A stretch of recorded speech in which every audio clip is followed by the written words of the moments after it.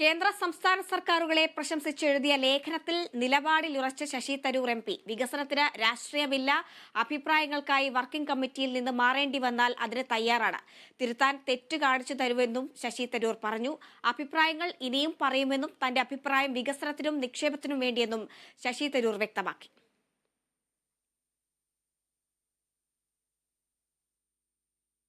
ഇപ്പോൾ വിവരങ്ങളുമായി ഡി ബിനോയ് ചേരുകയാണ്. ബിനോയ്, അല്പസമയം മുൻപാണ് ശശി തരൂർ എം പി ഒരു വിശദീകരണം ആ ഒരു വിഷയത്തിൽ നൽകുകയുണ്ടായത്. അഭിപ്രായങ്ങൾ ഇനിയും തുടരുമെന്നാണ് അദ്ദേഹം പറയുകയുണ്ടായത്. വിവരങ്ങൾ എങ്ങനെ? തീർച്ചയായും കഴിഞ്ഞ ദിവസം ലേഖനത്തിൽ പറഞ്ഞ കാര്യങ്ങളിൽ ഉറച്ചു നിൽക്കുന്നു എന്ന നിലപാട് തന്നെയാണ് ശശി തരൂർ എം പിയുടെ നൽകുന്ന സൂചന. അതേസമയം തനിക്ക് അല്ലെങ്കിൽ തന്നെ തെറ്റിദ്ധരുത്താൻ ആരെങ്കിലും മുന്നോട്ട് വന്നു കഴിഞ്ഞാൽ അത് അംഗീകരിക്കാൻ തയ്യാറാണെന്നും അദ്ദേഹം പറയുന്നുണ്ട്. ഇന്ന് അദ്ദേഹത്തിൻ്റെ ഫേസ്ബുക്ക് പോസ്റ്റിലും ഒപ്പം അദ്ദേഹം മാധ്യമങ്ങൾക്ക് നൽകിയ അഭിമുഖത്തിലുമെല്ലാം അദ്ദേഹം എടുത്തു പറയുന്നൊരു കാര്യം, സ്റ്റാർട്ടപ്പ് മിഷനുകളെക്കുറിച്ച് മാത്രമാണ് തൻ്റെ ലേഖനത്തിൽ പറഞ്ഞിട്ടുള്ളത്. അതിനപ്പുറം മറ്റൊരു കാര്യത്തെക്കുറിച്ചും പറഞ്ഞിട്ടില്ല. സംസ്ഥാന സർക്കാരിന് 100 മാർക്ക് നൽകിയിട്ടില്ല. തനിക്ക് ഇനി പറയാനുള്ള കാര്യങ്ങൾ വീണ്ടും വരുന്ന ദിവസങ്ങളിൽ ലേഖനങ്ങളായി തന്നെ പുറത്തു വരും. അപ്പോൾ നിങ്ങൾക്ക് ഇതിൻ്റെ സത്യാവസ്ഥ മനസ്സിലാകും എന്നാണ് ശശി തരൂർ വ്യക്തമാക്കുന്നത്. അതേസമയം സംസ്ഥാനത്ത് വികസനത്തിന് തുടക്കം കുറിച്ചത് മുൻ മുഖ്യമന്ത്രി ഉമ്മൻചാണ്ടി ആയിരുന്നു. ഈ സ്റ്റാർട്ടപ്പ് മിഷനുകൾ ഉൾപ്പെടെയുള്ള സംവിധാനങ്ങൾ കേരളത്തിൽ കൊണ്ടുവന്നെങ്കിലും അതിന് പിന്നീട് കൃത്യമായ രീതിയിൽ മുന്നോട്ട് കൊണ്ടുപോകാൻ സർക്കാരിന് കഴിഞ്ഞു എന്ന തരത്തിലാണ് അദ്ദേഹം പറഞ്ഞു വയ്ക്കുന്നത്. എങ്കിൽ തന്നെയും വലിയ തരത്തിലുള്ള വിമർശനങ്ങൾ തനിക്ക് നേരെ ഉയർന്നു വരുന്ന സാഹചര്യത്തിൽ താൻ വേണ്ടി വന്നാൽ വർക്കിംഗ് കമ്മിറ്റിയിൽ നിന്ന് ഉൾപ്പെടെ മാറി നിൽക്കാൻ തയ്യാറാണെന്നും ശശി തരൂർ പറയുന്നുണ്ട്. എന്നാൽ അദ്ദേഹം പറയുന്ന ഒരു കാര്യം വ്യക്തമാക്കുന്നത് ഇങ്ങനെയാണ്: താൻ എഴുതിയിരിക്കുന്ന ലേഖനത്തിൽ സ്റ്റാർട്ടപ്പ് മിഷനുകളെക്കുറിച്ച് മാത്രമാണ് സൂചന നൽകുന്നത്. അതിനപ്പുറം മറ്റൊരു കാര്യത്തെക്കുറിച്ചും പറയുന്നില്ല. നിലവിൽ തനിക്കെതിരെ ഉയർന്നു വന്ന ആരോപണങ്ങൾ അത്ര ശരിയല്ല എന്നും അദ്ദേഹം വ്യക്തമാക്കുന്നുണ്ട്. അതേസമയം കഴിഞ്ഞ ദിവസം ആ ലേഖനത്തിൽ എന്ത് നിലപാടാണോ സ്വീകരിച്ചത് ആ നിലപാടിൽ ഉറച്ചു നിൽക്കുന്നു എന്നുള്ളതാണ് നമുക്ക് വ്യക്തമാകുന്ന മറ്റൊരു കാര്യം. നിലവിൽ മറ്റൊരു കാര്യം കൂടി അദ്ദേഹം സൂചിപ്പിച്ച് വയ്ക്കുന്നുണ്ട്. വരും ദിവസങ്ങളിലും താൻ കാണുന്ന രാഷ്ട്രീയപരമായ അല്ലെങ്കിൽ സാമ്പത്തികപരമായ കാര്യങ്ങളെക്കുറിച്ച് വ്യക്തമാക്കും. കഴിഞ്ഞ 16 വർഷമായി താൻ ഒരു സംസ്ഥാനത്തിൻ്റെയോ അല്ലെങ്കിൽ രാജ്യത്തിൻ്റെയോ സാമ്പത്തിക വളർച്ച എങ്ങനെയാകണം, അത് ഏത് ദിശയിൽ മുന്നോട്ട് പോകണം എന്നുള്ള കാര്യങ്ങൾ പറയുന്നുണ്ട്. ആ നിലപാടിൽ താൻ ഉറച്ചു നിൽക്കുകയാണെന്നും ശശി തരൂർ പറയുന്നു.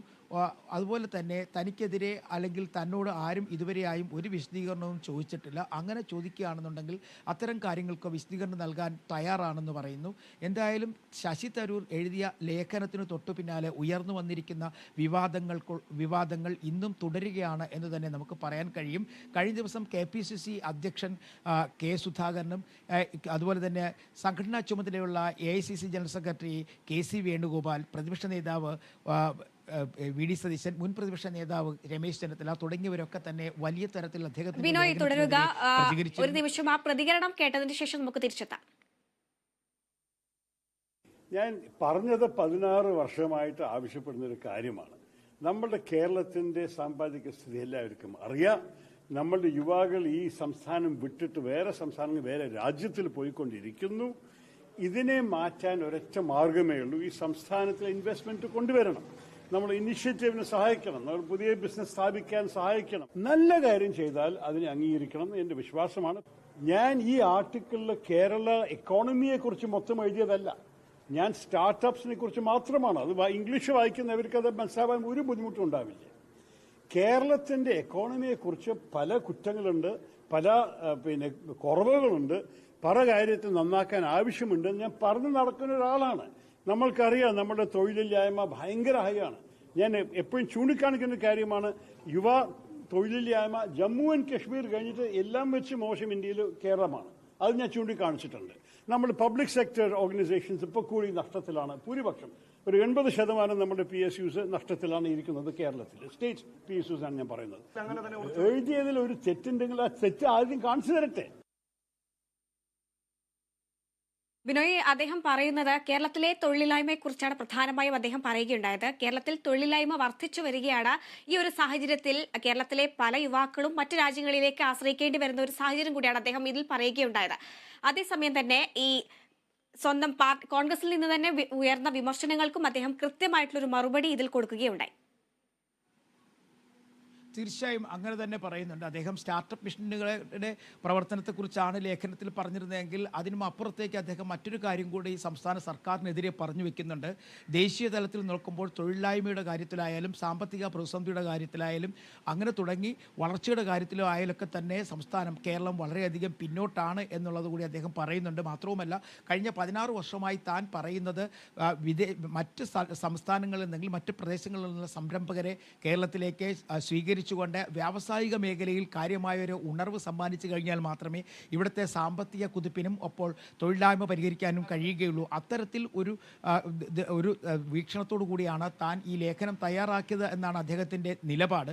ആ നിലപാടിൽ തന്നെ അദ്ദേഹം ഉറച്ചു നിൽക്കുകയും ചെയ്യുന്നു. അതേസമയം കഴിഞ്ഞ ദിവസങ്ങളിൽ നിന്നൊക്കെ വ്യത്യസ്തമായി അദ്ദേഹം UDF സർക്കാരുകളുടെ നേട്ടങ്ങളെ കൂടി ചേർത്ത് വായിക്കുകയാണ് അദ്ദേഹം ചെയ്തിരിക്കുന്നത്. പ്രത്യേകിച്ചും ഉമ്മൻചാണ്ടി സർക്കാരിൻ്റെ കാലത്ത് നടത്തിയ വികസന പ്രവർത്തനങ്ങളിലെ നേട്ടങ്ങൾ, ആ നേട്ടങ്ങൾ ഇതിനൊരു വഴികാട്ടിയായി പ്രത്യേകിച്ചും സ്റ്റാർട്ടപ്പ് മിഷനുകൾ തുടക്കം കുറിച്ചതൊക്കെ തന്നെ സംസ്ഥാനത്തെ വ്യവസായ മേഖലയ്ക്ക് ഒരു വലിയ നേട്ടമായിരുന്നു എന്ന് അദ്ദേഹം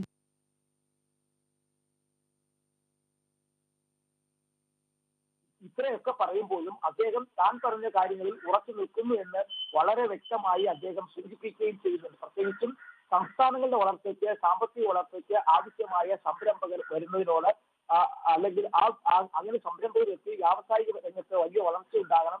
അത്തരം കാര്യങ്ങളിൽ സംസ്ഥാന സർക്കാർ ഇപ്പോൾ നടത്തുന്ന പ്രവർത്തനങ്ങളെ കുറിച്ചാണ് താൻ പറഞ്ഞത്.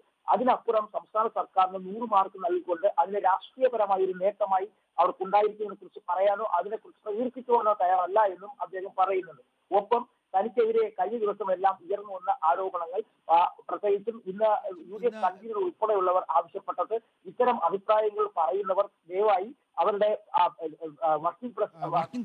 വർക്കിംഗ് കമ്മിറ്റിയിൽ നിന്നുള്ള സ്ഥാനം ഒഴിവാക്കിക്കൊണ്ട് ഇത്തരം പ്രശ്നങ്ങളിലേക്ക് കടക്കണം, അല്ലെങ്കിൽ ഇത്തരം കാര്യങ്ങൾ അല്ലെങ്കിൽ ഇത്തരത്തിൽ വിമർശനങ്ങൾ ഉന്നയിക്കണം എന്നാണ് പറഞ്ഞിരുന്നത്. അങ്ങനെയാണെന്നുണ്ടെങ്കിൽ ആരെങ്കിലും ആവശ്യപ്പെട്ട് കഴിഞ്ഞാൽ താൻ ഈ സ്ഥാനം വേണമെങ്കിലും ഒഴിഞ്ഞ് മാറി നിൽക്കാൻ തയ്യാറാണെന്നും ശശി തരൂർ സൂചിപ്പിക്കുന്നു. ഇതിൽ നമ്മൾ മനസ്സിലാക്കേണ്ടത് അദ്ദേഹം പറഞ്ഞു വയ്ക്കുന്നത് വ്യാവസായിക രംഗത്തെ വളർച്ചയ്ക്കപ്പുറം മറ്റൊരു രാഷ്ട്രീയം ഇല്ല എന്ന് വളരെ കൃത്യമായി അദ്ദേഹം പറയുകയാണ്. ഒപ്പം അദ്ദേഹത്തിൻ്റെ നിലപാടിൽ തന്നെ ഉറച്ചു നിൽക്കുകയും ചെയ്യുന്നു. അദ്ദേഹം പറയുന്നത് ഗ്ലോബൽ സ്റ്റാർട്ടപ്പ് റിപ്പോർട്ടിൻ്റെ അടിസ്ഥാനത്തിൽ താൻ തയ്യാറാക്കിയ ലേഖനം, അതിനപ്പുറത്തേക്ക് മറ്റൊരു രാഷ്ട്രീയമില്ല എന്ന് പറയുമ്പോഴും ഇന്ന് UDF കൺവീനർ തന്നെ ഒരു പടി കൂടി മുന്നോട്ട് വന്ന് അദ്ദേഹത്തിൻ്റെ രാജി ഉൾപ്പെടെയുള്ള ആവശ്യങ്ങൾ, അല്ലെങ്കിൽ വർക്കിംഗ് കമ്മിറ്റിയിൽ നിന്ന് രാജി ഉൾപ്പെടെയുള്ള ആവശ്യങ്ങളാണ് മുന്നോട്ട് വെച്ചിരിക്കുന്നത്. പ്രത്യേകിച്ചും AK ആൻ്റണിയുടെ കാലത്തും ഒപ്പം ഉമ്മൻചാണ്ടിയുടെ കാലത്തുമൊക്കെ വ്യവസായ രംഗത്തുണ്ടായ ആ കാര്യങ്ങളെ എടുത്തു പറയാതെ ഇടതു സർക്കാരിൻ്റെ നേട്ടങ്ങളെ മാത്രം എടുത്തു പറയുന്ന രീതിയിലായിരുന്നു ശശി തരൂരിൻ്റെ പരാമർശങ്ങൾ എന്നാണ് UDF കൺവീനർ പറയുന്നത്. എങ്കിൽ അതേ നിലപാടിൽ തന്നെ കുഞ്ഞാലിക്കുട്ടി മുൻ വ്യവസായ മന്ത്രിയാണ്, അദ്ദേഹം മുസ്ലിം ലീഗിൻ്റെ മുതിർന്ന നേതാവുമാണ്. അദ്ദേഹവും പറഞ്ഞു വെക്കുന്നത് കേരളത്തിൽ വ്യാവസായിക വളർച്ചയ്ക്ക് അല്ലെങ്കിൽ വ്യാവസായിക രംഗത്ത് വലിയൊരു കുതിച്ചുചാട്ടത്തിന് തുടക്കം കുറിച്ചത് മുൻ മുഖ്യമന്ത്രിമാരായ AK ആൻ്റണിയുടെയും ഉമ്മൻചാണ്ടിയുടെയും കാലത്തായിരുന്നു. കിൻഫ്ര പോലുള്ള പ്രസ്ഥാനങ്ങൾ കൊണ്ടുവരാൻ കഴിഞ്ഞു. ഒപ്പം അന്തർദേശീയ തലത്തിലുള്ള വ്യാവസായിക വിപ്ലവങ്ങൾ സംസ്ഥാനത്തേക്ക് കൊണ്ടുവരുന്നതിന് വേണ്ടി AK ആൻ്റണി നടത്തിയ ശ്രമങ്ങൾ നമുക്ക് വിസ്മരിക്കാനാകില്ല എന്ന തരത്തിൽ പറഞ്ഞു വെക്കുന്നു. എന്നാൽ അവിടുത്തെ രാഷ്ട്രീയമാണ് നമ്മൾ മനസ്സിലാക്കേണ്ടത്.